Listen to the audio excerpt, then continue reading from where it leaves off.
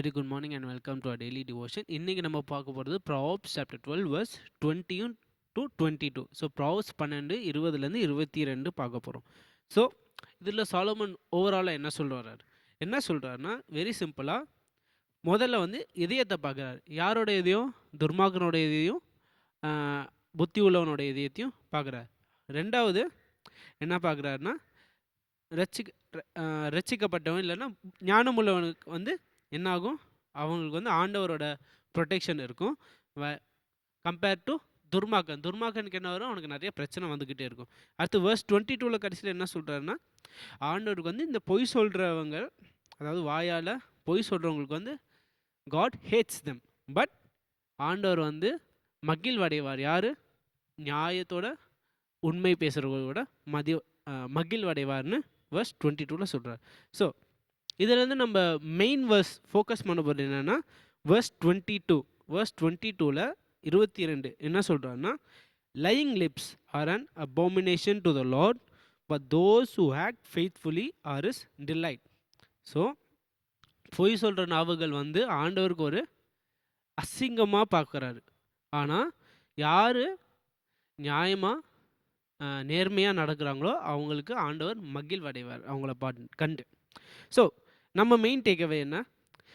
இது very simple. Again என்னன்னா dishonour and deceit, அதாவது பொய் சொல்கிறது, மற்றவங்களை ஏமாத்துறது வந்து என்ன பண்ணும்? நம்மளோட ரிலேஷன்ஷிப் வித் காடை வந்து டிஸ்ட்ராய் பண்ணும்.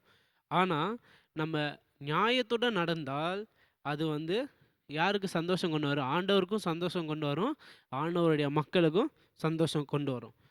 ஸோ இதை நம்ம எப்படி இப்போ நம்ம வாழ்க்கையில் அப்ளை பண்ணுறது?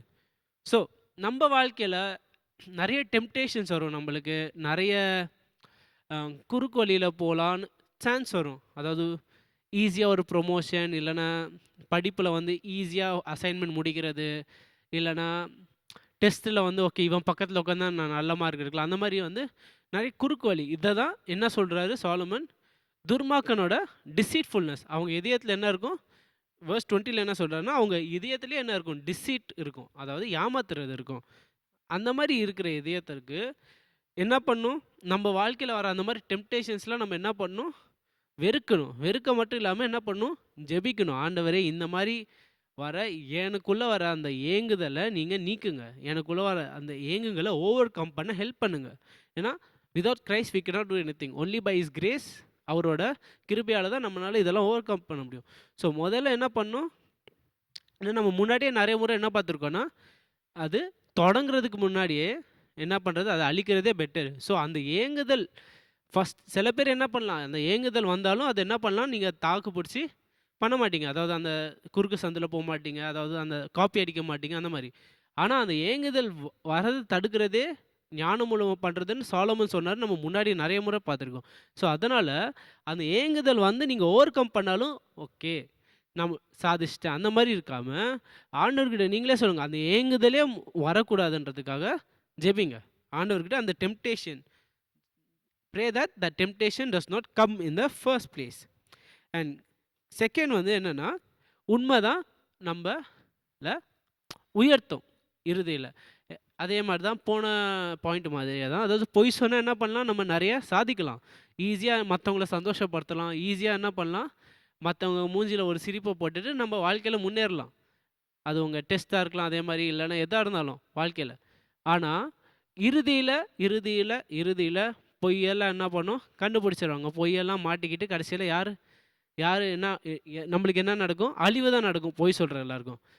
அதனால் அகெயின் சாலமன் இது மூலமாக என்ன ஞாபகப்படுத்துறாரு? வேர்ஸ் 22ல் பார்த்தீங்கன்னா, lying lips are an abomination to the lord, but those who act faithfully are his delight.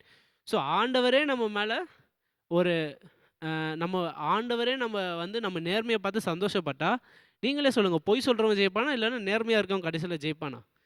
ஆண்டவர் யார் சைடில் இருக்காங்களோ அவங்க தான் ஜெயிப்பாங்க. ஸோ அதை ஞாபகம் வச்சுக்கிட்டு இருக்கலாம். நம்ம வாழ்க்கையில் நம்மளுக்கு இப்போ தெரியாமல் இருக்கலாம், ஆனால் ஆண்டவர் அவருடைய குறிப்பிட்ட நேரத்தில் அவர் கண்டிப்பாக அதை காட்டுவார். அதை காட்டும் போது வேதாகமத்தில் சொன்ன மாதிரியே இறுதியில் உண்மை சொல்கிறவர்கள் தான் will stand victorious. So that is what I want to take away. Thank you.